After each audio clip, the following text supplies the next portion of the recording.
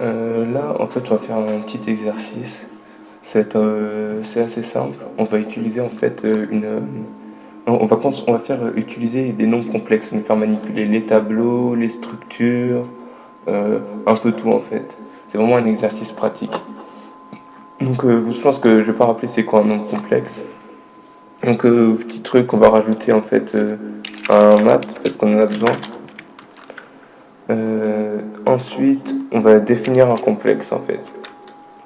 Donc, retour sur les structures si vous savez plus comment on fait. Donc, on veut une variable de type complexe. Donc, on va faire un struct. Là, ici, on va l'appeler complexe.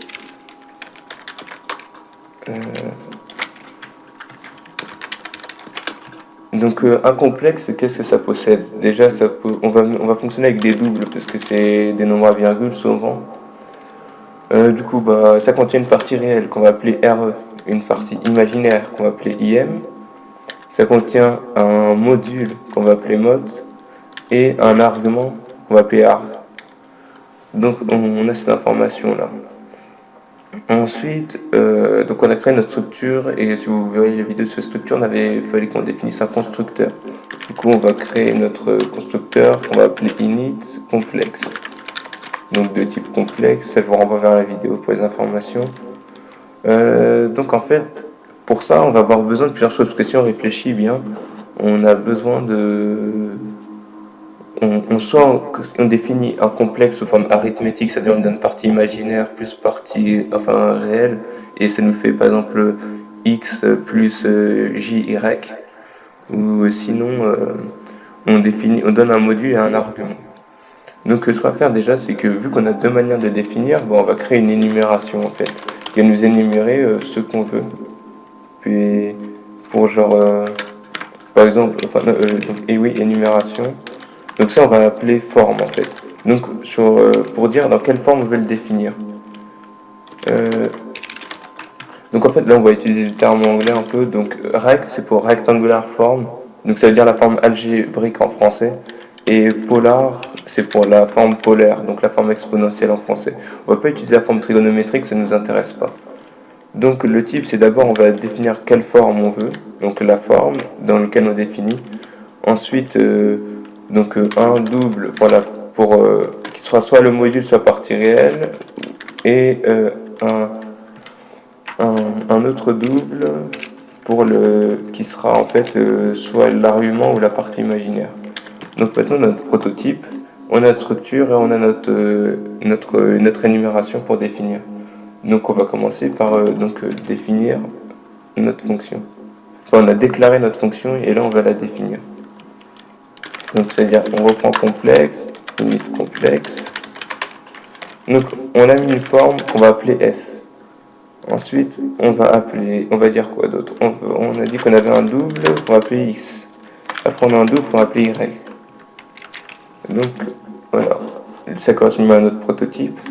Donc déjà on va créer le complexe, on va l'appeler z parce que c'est une notation très commune.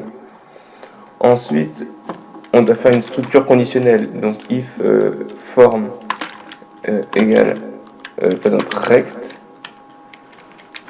Donc si une définition sous forme rectangulaire, on dit que RE est égal à X, on va mettre que IM, donc la partie imaginaire, est égal à Y. Et après, une fois qu'on a ça,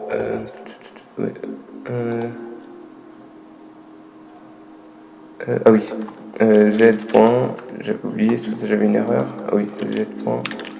Et en fait, on va... Attends, qu'est-ce qu'il me fait là en gros, après, il faut qu'on calcule le module et argument à partir de la partie réelle et imaginaire en fait. Donc, on va mettre z.mode est égal. On sait comment on calcule une partie, enfin le module. Le module, c'est la racine carrée de partie réelle au carré plus partie imaginaire. Donc SQRT. Pour tout ce qui est la librairie math.h, il y a plein de fonctions mathématiques, je vous laisse voir sur internet, je vais faire une vidéo dessus. Donc x plus x, y fois y. Donc pour faire les carrés. Ensuite, l'argument c'est quoi? C'est z.arc est égal... En fait, là, c'est l'arc tangente. Mais l'arc tangente, en fait, informatiquement, elle est un peu bizarre. Du coup, on va utiliser une fonction qui s'appelle atteinte2. Donc, ça va être atteinte2 de la partie imaginaire sur la partie réelle. Donc voilà, on a du coup, on voit que notre complexe il est bien totalement défini déjà. Si on lui a donné une partie réelle imaginaire, il a le module et argument. Après, on va faire un else. Donc si c'est l'autre, si c'est pas rectangulaire, c'est polaire. On va faire quoi? On va faire donc z.mot est égal à is. Après, on a z.arc qui est égal à y. Après, on veut trouver z. Donc la partie réelle, on connaît, on sait, c'est le module fois le cos de l'argument. Donc on fait fois cos y. Et là, on va faire un truc. Pour la partie imaginaire, juste on met signe. Bon, si vous savez plus trop ça, regardez sur Wikipédia, c'est quoi comment on calcule tout ça pour les nombres complexes. En gros, c'est que des formules connues. C'est du programme de Terminal S. Donc on voit que là, maintenant, une fois qu'on a défini ça, il faut qu'on return notre z. Donc on voit qu'on a défini un complexe en fait. Donc on est content, on peut pouvoir interagir et tout. Du coup, par exemple, maintenant il faut quelques fonctions, par exemple pour manipuler les complexes. Du coup, qu'est-ce qu'on va faire en fait? C'est qu'on va par exemple créer une fonction qui fait une addition. Et elle va retourner un complexe et on va l'appeler addComplex. Et là, on n'aura pas besoin de la forme, on va juste mettre. Il va prendre un complexe, deux arguments. Donc le complexe, le premier complexe de la somme et le deuxième de la somme. Donc on a lui. Donc pourquoi en fait on a fait tout ça? Vous allez comprendre que des fois c'est plus pratique, pour une addition, de travailler avec les parties réelles et imaginaires. Mais pour une multiplication, c'est plus compliqué. C'est mieux de travailler la partie avec la forme exponentielle. Donc pour ça, ce qu'on va faire, c'est qu'on va définir notre fonction addComplex. Donc notre premier complexe, on va l'appeler Z1 et l'autre on va l'appeler Z2.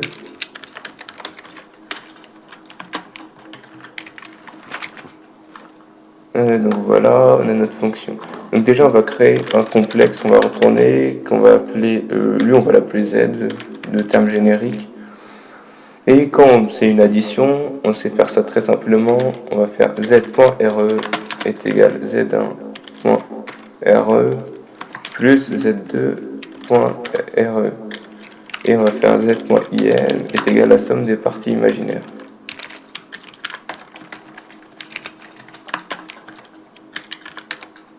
Et on va retourner z.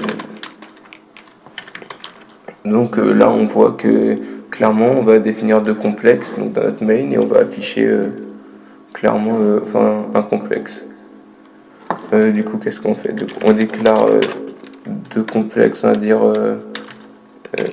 z1 est égal init complexe.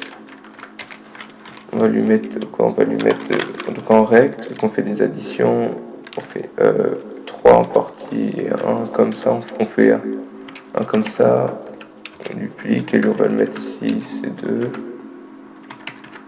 Z2. Donc là on a bien deux complexes qui sont prêts. Et là on va définir un autre complexe qu'on va appeler Z3. Et lui on va l'appeler comment? On va l'appeler non, on va faire arc complexe, on va faire la somme des deux en fait. On va faire Z1 et Z2. Voilà. Donc on voit que lui il retournera la somme. On aimerait bien afficher notre complexe, mais du coup là on voit que en fait on a besoin on va pas refaire l'affichage à chaque fois, on va faire une fonction qui va nous faire afficher un complexe. Donc c'est une procédure, il n'y a pas besoin de retour vu qu'on veut juste faire un affichage. Donc c'est de type void et on va l'appeler display complexe. Display ça veut dire afficher en anglais. Donc il va prendre un complexe en argument et il va juste l'afficher sous une forme. On va lui mettre une forme. En fait on va quand même lui mettre une forme. Pour par exemple si on veut afficher sous forme exponentielle ou sous forme algébrique. Donc en gros dans notre fonction display complexe, on va faire void complexe. Hop, et là on va mettre le complexe qu'on va appeler Z. Donc ce qu'on va faire c'est que ah oui, et il faut qu'on mette la forme qu'elle on va appeler F. Donc forme F. Donc on va refaire un if F égale rect. En gros il va nous afficher sous forme algébrique. Donc on va dire il va nous faire quoi? On va lui dire d'afficher pourcentage F plus pourcentage F avec un J devant. Et ici on va mettre z.re et z.im. Et sinon, si c'est sous forme exponentielle, on va lui dire d'afficher avec pourcentage F, E, et là on va mettre J, pourcentage F, là on va mettre z.mot et z.arc. Donc on voit que là, ça nous affiche, on va afficher en fait sous les deux formes. Donc ici on va mettre, le premier on va faire un display complexe, donc on va afficher Z3 en fait. Z3 sous forme rect et sous forme polaire, comme ça.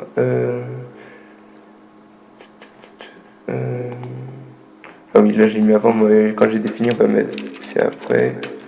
C'est vrai qu'on va mettre la forme après. Voilà. Polar, pas polat. Donc voilà, on voit que si on compile. Alors ouais, on voit que, comme je l'ai dit, les doubles, c'est très précis. Oui, j'aurais dû mettre en retour à la ligne aussi. On va changer quelques trucs vite fait.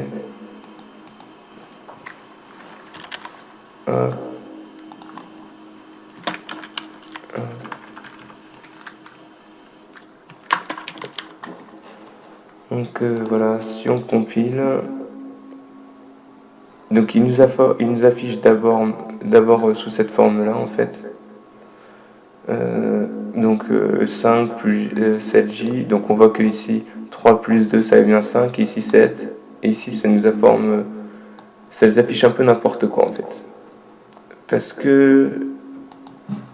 Pourquoi il nous affiche n'importe quoi?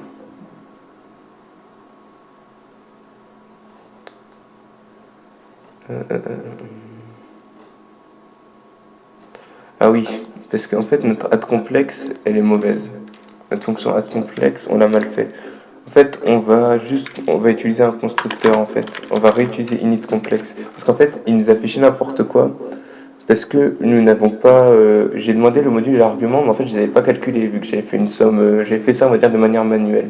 Du coup on va vraiment utiliser le constructeur. Et donc là on va mettre init complexe, on va lui mettre rect pour la forme, et là on fait z1re plus z2re, et là on lui fait z1.im plus z2.im. Donc là en fait il va plus nous afficher n'importe quoi. Voilà, là on voit qu'il nous affiche un résultat raisonnable, donc j'ai pas calculé les trucs, mais bon ça semble juste. Donc on a sous forme exponentielle, et donc ça c'est en ration, et voilà. Une fois qu'on a ça en fait, on fait des additions en fait pour l'instant. On aimerait bien la faire des multiplications. Donc si vous avez compris l'addition, vous n'aurez pas de mal à faire la soustraction en fait, c'est juste un moins ici. Donc comment on va faire ça? On va définir une fonction là qui va appeler mul complexe, donc multiplication complexe. Donc là on va reprendre ça en fait, et on va donc, voilà, juste on va le renommer, ça reprend exactement la même forme. Donc ce que je vous conseille quand vous regardez, c'est de faire à côté. Quand on fait une multiplication, la forme exponentielle elle est plus simple, du coup on fait polar.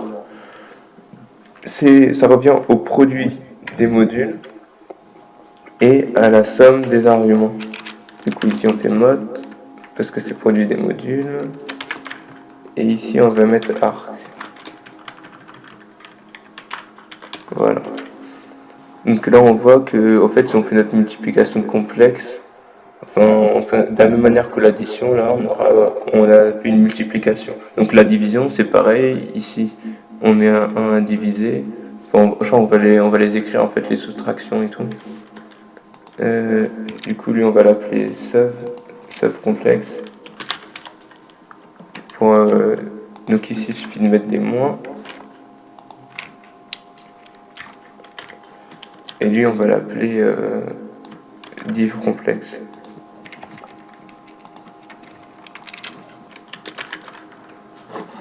Donc ici, ça revient au rapport des modules et à la différence des arguments. Donc on voit que l'ordre, il est important. Pour l'addition, non. Pour la multiplication, non. Mais pour division, soustraction, l'ordre, il est important. De toute façon, ça, c'est les propriétés de nombres complexes. Du coup, là, on fait qu'on a nos 4 opérations de base. On remet les prototypes, div et sub. Voilà. Donc on a nos 4 opérations de base. Maintenant, ce qu'on aimerait bien faire, par exemple, c'est...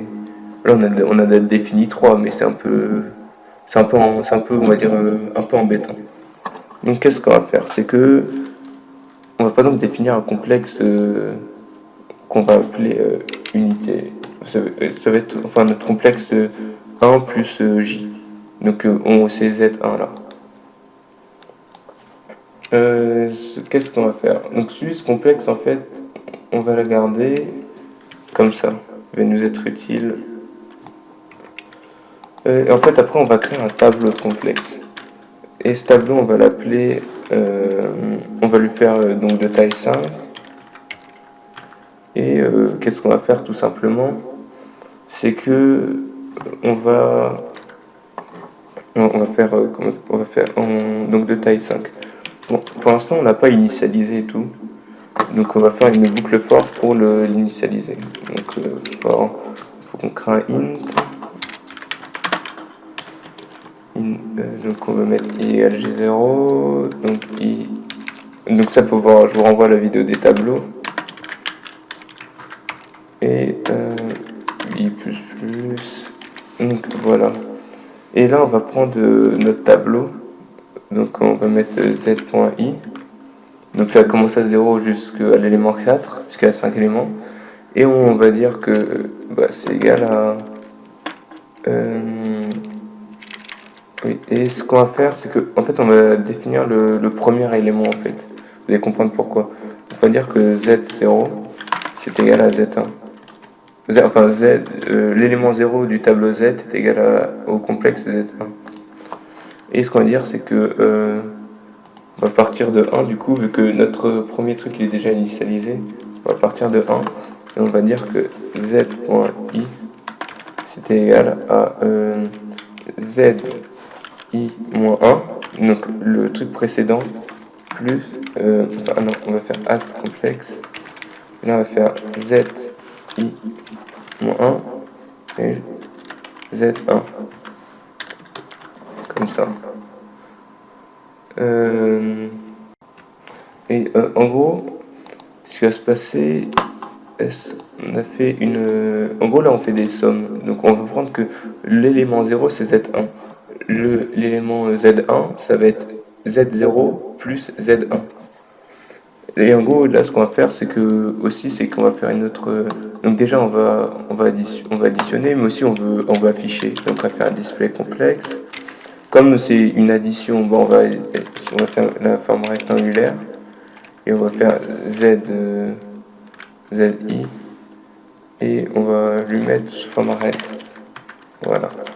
Et juste avant, on va faire un petit display complexe là. Comme ça, on va afficher 0. Élément 0. Du coup, on voit que si on compile, il va nous afficher en fait notre tableau de complexe là, sous forme algébrique.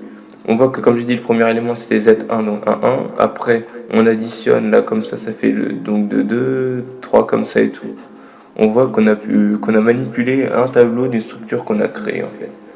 On pourrait faire d'autres opérations, des multiplications et tout. Là, maintenant, on souhaiterait faire quelques trucs aussi. On souhaiterait par exemple avoir le conjugué. Ce qu'on appelle le conjugué du nombre complexe. Donc en anglais, c'est conjugate. Et on va lui mettre il prend un complexe en argument. Donc le conjugué, en fait, c'est juste le même complexe, mais avec en fait, c'est la partie imaginaire qui change de signe.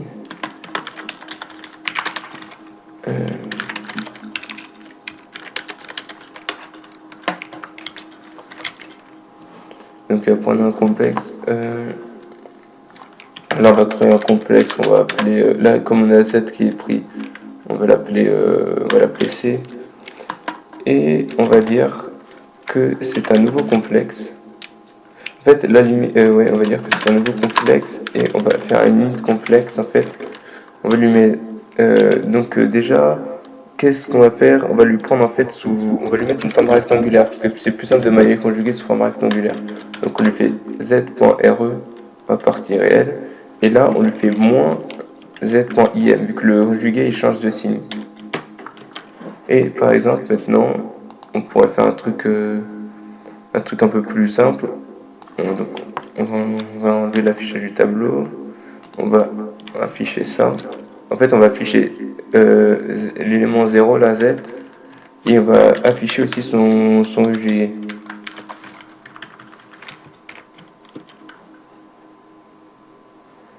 Euh, J'ai le complexe.